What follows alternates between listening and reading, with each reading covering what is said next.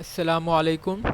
मेरा नाम मोहम्मद मज़हर आज़म है और मैं डाव मेडिकल कॉलेज में सेकेंड ईयर एमबीबीएस का स्टूडेंट हूँ।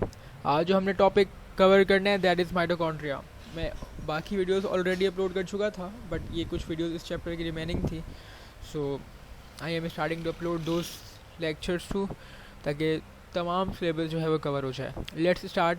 अच्छा, माइटोकॉन्ड्रिया को हम कॉन्ड्रोसोम भी कहते हैं, ठीक है। माइटोकॉन्ड्रिया को हम कॉन्ड्रोसोम भी कहते हैं और ये वाली बात आपसे एमसीक्यूज़ में पूछ सकते हैं वो, ठीक है, कि कॉन्ड्रोसोम इज़ अनदर नेम ऑफ। तो माइटोकॉन्ड्रिया को हम कॉन्ड्रियोसोम भी कहते हैं। और जो माइटोकॉन्ड्रिया होते हैं ना, आपके तमाम यूकैरियोटिक सेल में पाए जाते हैं। जितने भी यूकैरियोटिक सेल हैं उसमें एक चीज़ है जो हमेशा मौजूद होती है और वो है माइटोकॉन्ड्रिया। अच्छा, माइटोकॉन्ड्रिया क्यों मौजूद होती है हमेशा, सिर्फ यूकैरियोटिक में बल्कि प्रोकैरियोटिक में नहीं होती है? रीज़न क्या है? क्योंकि यूकैरियोटिक सेल जो है ना, उनमें सारी डबल मेम्ब्रेन वाली ऑर्गेनेलीज होती हैं। यूकैरियोटिक में डबल मेम्ब्रेन वाली ऑर्गेनेलीज होती हैं और माइटोकॉन्ड्रिया भी एक डबल मेम्ब्रेन वाली है, ठीक है। आपका जो माइटोकॉन्ड्रिया है ये भी डबल मेम्ब्रेन वाली ऑर्गेनेली है, यानी कि माइटोकॉन्ड्रिया के अंदर भी दो मेम्ब्रेन आपको नजर आएंगी, एक आउटर मेम्ब्रेन और एक इनर मेम्ब्रेन, ठीक है। सो इसीलिए आपका जो माइटोकॉन्ड्रिया है वो तमाम यूकैरियोटिक सेल्स के अंदर पाया जाता है। ये यूकैरियोटिक सेल्स क्या हैं और प्रोकैरियोटिक सेल्स क्या हैं, इसकी वीडियो ऑलरेडी अपलोडेड है। Go and watch that video to understand कि what is the difference between eukaryotic cell और प्रोकैरियोटिक सेल।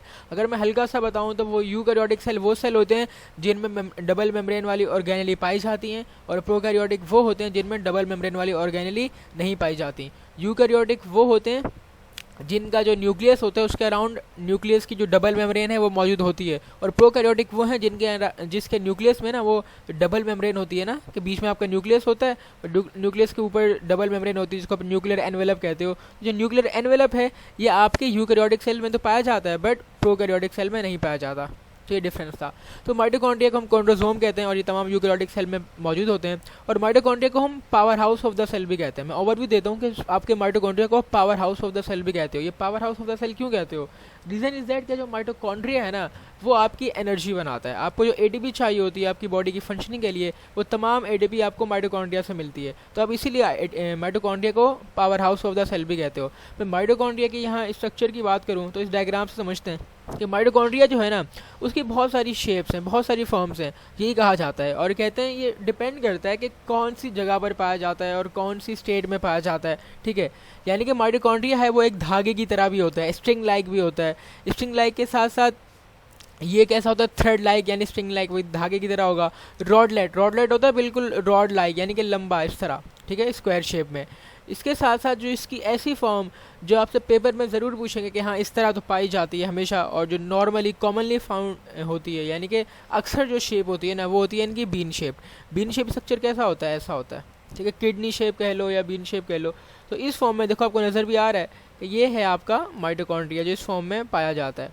तो माइटोकॉन्ड्रिया की बात करें तो इस माइटोकॉन्ड्रिया की, वेट अ सेकंड मैं इसे इरेज कर लूँ। अगर हम माइटोकॉन्ड्रिया की बात करें स्ट्रक्चर की, तो ये जो आउटर मेम्ब्रेन है इसको हम कहते हैं, ये न्यूक्लियस, ये माइटोकॉन्ड्रिया की दो मेम्ब्रेन है, ये है आपकी आउटर मेम्ब्रेन, ये जो नजर आ रही है आपको यहाँ से, ये है आउटर मेम्ब्रेन। फिर ये जो फोल्डिंग है ना जो ऐसा लग रहा है कि अंदर अंदर जा रही है फिर बाहर आ रही है फिर अंदर आ रही है, इसको कहते हैं फोल्डिंग्स, ठीक है। तो जो आउटर मेम्ब्रेन है वो बिल्कुल स्मूथ है, उसमें कोई फोल्डिंग नहीं है। आउटर मेम्ब्रेन इज स्मूथ, ये पेपर में पूछते हैं आपसे। और जो इनर मेम्ब्रेन है ना, इनर मेम्ब्रेन ये आपकी अंदर वाली मेम्ब्रेन है, इस इनर मेम्ब्रेन के अंदर फोल्डिंग्स होती हैं। वो जो फोल्डिंग्स होती हैं हम उसको क्रिस्टी कहते हैं, CRISTAE। तो इनर फोल्डिंग है आप उनको क्रिस्टी कहते हैं। आउटर मेम्ब्रेन स्मूथ है, इनर वाली जो है स्मूथ नहीं है, आप उसको वो फोल्ड्स बनाती है आप उसको क्रिस्टी कहते हो। तो आउटर मेम्ब्रेन और ये आउटर मेम्ब्रेन और इनर मेम्ब्रेन इन दोनों के बीच में एक स्पेस पाई जाती है जिसको इनर मेम्ब्रेनस स्पेस कहते हो, सॉरी इंटर मेम्ब्रेनस स्पेस। जब भी कोई चीज़ दो के बीच में पाई जाती है आप उसको इंटर कहते हो। तो आउटर मेम्ब्रेन और ये इनर मेम्ब्रेन, तो इनके दरमियान ये जो स्पेस पाई जाती है आप इसको इंटर मेम्ब्रेनस स्पेस कहते हो। एक और बात, ये जो आपकी इनर मेम्ब्रेन है, इनर मेम्ब्रेन, इसके ऊपर बहुत ज़्यादा एंजाइम्स मौजूद होते हैं, ठीक है। या वो वाले एंजाइम जो आपके, मैं ये बायो एनर्जेटिक्स वीडियोज़ आप ऑलरेडी आई गेस देख चुके होंगे, बल्कि नहीं, अगला 4th चैप्टर है, आप उसकी वीडियोस भी देखेंगे, उसमें समझेंगे कि यहाँ पे ये जो मेम्ब्रेन, ये माइटोकॉन्ड्रिया की इनर मेम्ब्रेन पे कुछ एंजाइम्स मौजूद होती हैं, आप उनको ATPase कहते हो। क्या? ATPase। ये जो ATPase होते हैं ये एनर्जी बनाने में बहुत इंपॉर्टेंट रोल प्ले करते हैं। इसके साथ साथ इस इनर मेम्ब्रेन के ऊपर क्या मौजूद होता है? इनर मेम्ब्रेन के ऊपर मौजूद होता है आपका डिफरेंट, लाइक यहाँ से देखा जाए तो NADFAD, ठीक है, ये भी कुछ पार्टिकल्स हैं। इसके साथ साथ इलेक्ट्रॉन कैरियर्स होते हैं, वो जो हाई, जो कि बहुत इंपॉर्टेंट चीज़ है, वो है इलेक्ट्रॉन कैरियर, यानी कि इलेक्ट्रॉन ट्रांसपोर्ट चेन जो है वो आपकी इनर मेम्ब्रेन में पाई जाती है। ये इलेक्ट्रॉन ट्रांसपोर्ट चेन क्या है, इसका काम क्या है, या बायो एनर्जेटिक्स में मैं डिटेल में पढ़ा चुका हूँ, बट इसमें होता ये कि एक इलेक्ट्रॉन जो होता है ना वो मूव करता है दूसरी एक जगह से दूसरी जगह। इस इलेक्ट्रॉन को मूव करने के लिए जो चेन इस्तेमाल होती है, आप इसको इलेक्ट्रॉन ट्रांसपोर्ट चेन कहते हैं। और इस इलेक्ट्रॉन ट्रांसपोर्ट के चेन के नतीजे में आपको सबसे ज़्यादा ATP मिलते हैं, ठीक है। इसके साथ साथ एक और बात वो ये है कि आपकी जो आउटर मेम्ब्रेन है ना, इसके ऊपर कुछ प्रोटीन्स मौजूद होते हैं। आउटर मेम्ब्रेन में कुछ प्रोटीन्स मौजूद होते हैं, आप उनको पोरिन्स कहते हो। और जो पोरिन्स होते हैं ना, ये एक तरह का रास्ता बनाते हैं और इस रास्ते के जरिए तमाम मॉलिक्यूल अंदर आ सकते हैं। यानी कि जो आउटर मेम्ब्रेन है वो तमाम मॉलिक्यूल्स को अंदर आने देती है, इसलिए हम आउटर मेम्ब्रेन को परमिएबल मेम्ब्रेन कहते हैं कि it is permeable to everything, यानी कि हर चीज़ को ज़्यादा देती है इन पोरिन्स के जरिए, विच आर प्रोटीन्स। लेकिन जो इनर मेम्ब्रेन है ना, ये जो अंदर वाली मेम्ब्रेन है, ये हर चीज़ के लिए परमिएबल नहीं है, इट इज़ सेमी परमिएबल, और ये कुछ चीज़ों को अलाउ करती है, कुछ को अलाउ नहीं करती। तो आउटर मेम्ब्रेन परमिएबल है, इनर मेम्ब्रेन सेमी परमिएबल है। चलें, ये मैंने आपको थोड़ा सा ओवरव्यू दिया है, अब इसको हम रीड करते हैं। आई गेस इंशाल्लाह मसला नहीं होगा। माइटोकॉन्ड्रिया हम कॉन्ड्रोसोम कहते हैं और ये साइटोप्लाज्म ऑफ यूकैरियोटिक सेल में पाए जाते हैं, यानी कि तमाम यूकैरियोटिक सेल में यूनिवर्सली पाए जाते हैं। यूनिवर्सली का मतलब है हमेशा पाए जाते हैं। किसमें? सिर्फ यूकैरियोटिक में। प्रोकैरियोटिक में ये नहीं होते, प्रोकैरियोटिक सेल में ये नहीं होते, बिकॉज डबल मेम्ब्रेन वाले। ये जो होते हैं, कह रहे हैं आपको छोटे छोटे ग्रैन्युलर यानी दानेदार फॉर्म में नज़र आएंगे कि कुछ दाने मौजूद हैं वहाँ पर। वेसिकल की फॉर्म में, यानी कि छोटे छोटे इस तरह की बॉल्स लाइक थैली लाइक स्ट्रक्चर होगा, या फिर रॉडलेट्स यानी कि इस तरह का स्ट्रक्चर होगा, या फिर जो सबसे कॉमन फॉर्म है वो इसकी बीन शेप फॉर्म है, ठीक है। और ये कह रहे हैं हमेशा मोशन में होते हैं। लिविंग सेल के अंदर mitochondria are always in motion, यानी कि माइटोकॉन्ड्रिया हमेशा अपना काम कर रहे होते हैं लिविंग सेल में हमेशा। और they are the centre of aerobic respiration. ये एरोबिक रिस्पिरेशन क्या है यार, वो अगर आप खाने को ऑक्सीजन की मौजूदगी में तोड़ते हो ना, तो इसको कहते हैं aerobic respiration. The breaking down of food in presence of oxygen is called aerobic respiration. एक माइटोकॉन्ड्रिया जो है वो 0.5 से 1 नैनोमीटर डायमीटर का होता है। ये आपसे पेपर में नहीं पूछते, ठीक है, अब इसको याद रखने की ज़रूरत भी नहीं है। और 10 माइक्रोमीटर लॉन्ग होता है, बस याद नहीं रखना, वैसे मैं बस बता देता हूँ ताकि आगे कभी पूछ भी लेना, अल्लाह ना करे। So you should be prepared for this. That is 0.5 to 1 nanometre in diameter और 10 माइक्रोमीटर लॉन्ग। ये डबल मेम्ब्रेन वाली ऑर्गेनेली हैं, ठीक है। बोथ मेम्ब्रेन जो होती हैं किससे मिलकर बनी है? लिपिड और प्रोटीन से। यानी कि जितनी भी मेम्ब्रेन होती है ना आपकी, वो फॉस्फोलिपिड की बायलेयर से मिलकर बनती है। उसके साथ साथ लिपिड और प्रोटीन भी होते हैं। आपसे पेपर में पूछा जाए कि लाइक फॉस्फोलिपिड के अलावा कौन सी चीज़ आपके मेम्ब्रेन में ज़्यादा होती है, वो होती है लिपोप्रोटीन। तो लिपोप्रोटीन हमेशा मेम्ब्रेन्स में ज़्यादा होते हैं। तो दोनों मेम्ब्रेन जो है आपकी आउटर और इनर लिपिड और प्रोटीन से मिलकर बनी है। जो आउटर मेम्ब्रेन है वो स्मूथ है, जिसके अंदर पोर्स भी हैं छन्नी की तरह। यानी कि मैंने कहा ना इस तरह के पोर्स हैं, बार बहुत ज़्यादा इस तरह के पोर्स मौजूद होंगे। अगर मैं ऊपर से देखना चाहूँगा तो समझो ये एक मेम्ब्रेन है, इसके ऊपर ना इस तरह छन्नी की तरह कुछ पोर्स मौजूद होंगे। हम इनको पोरिन्स कहते हैं, which are made up of proteins.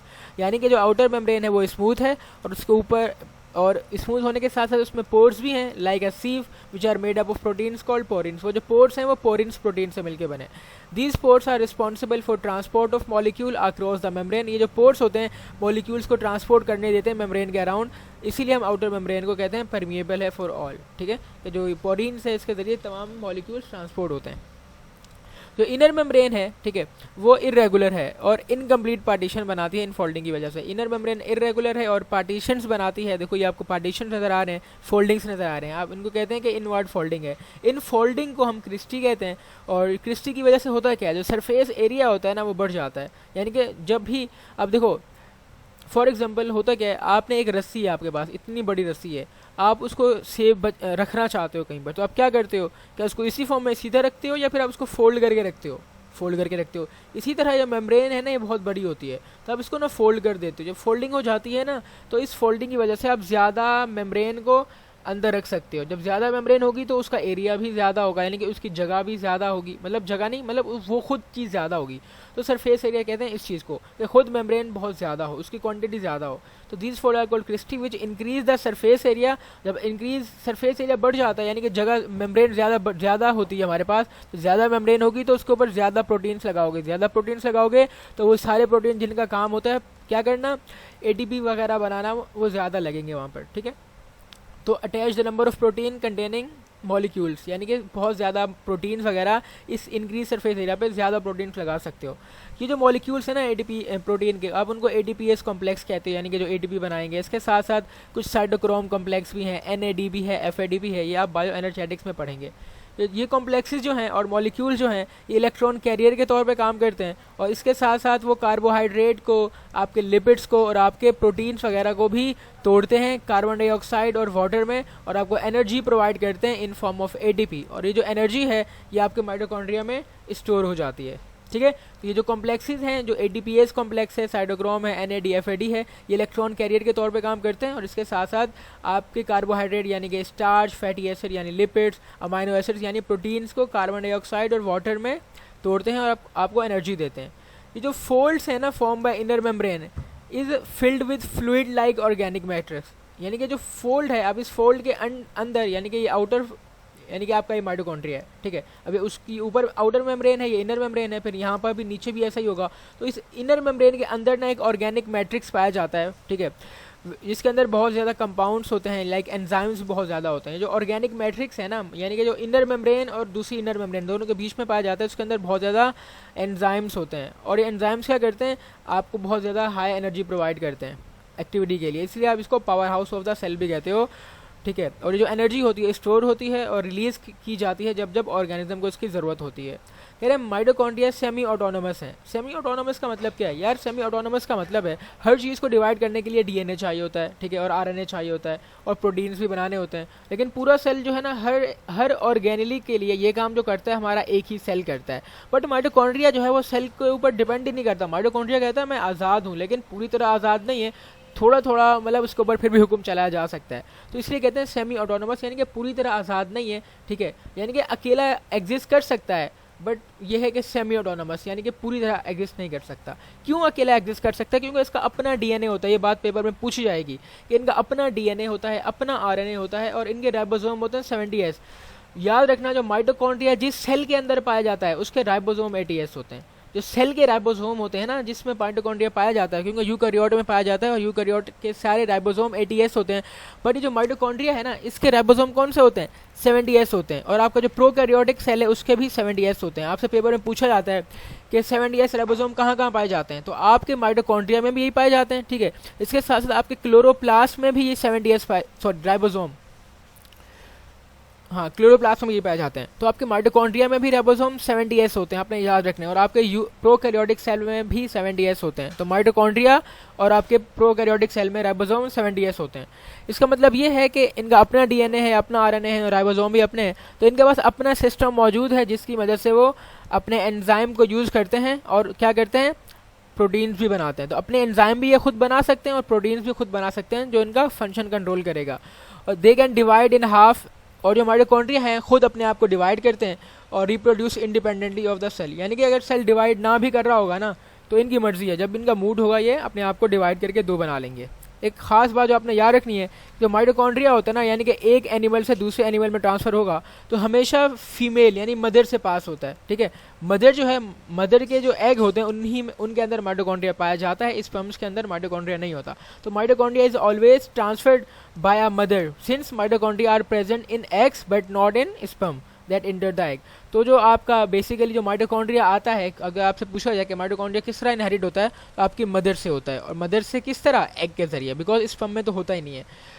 ठीक है, और कह रहे हैं 10 people can trace their mitochondria back to their mother, grandmother and great grandmother, यानी कि सारा मदर हर जगह पर आपको नजर आएगा in case of mitochondria. So students, ये था हमारा टॉपिक माइटोकॉन्ड्रिया का, जिस पर मैंने माइटोकॉन्ड्रिया को डिस्कस किया।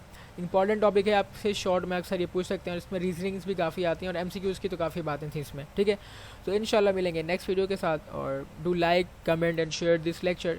ठीक है, तब तक के लिए अल्लाह हाफ़िज़।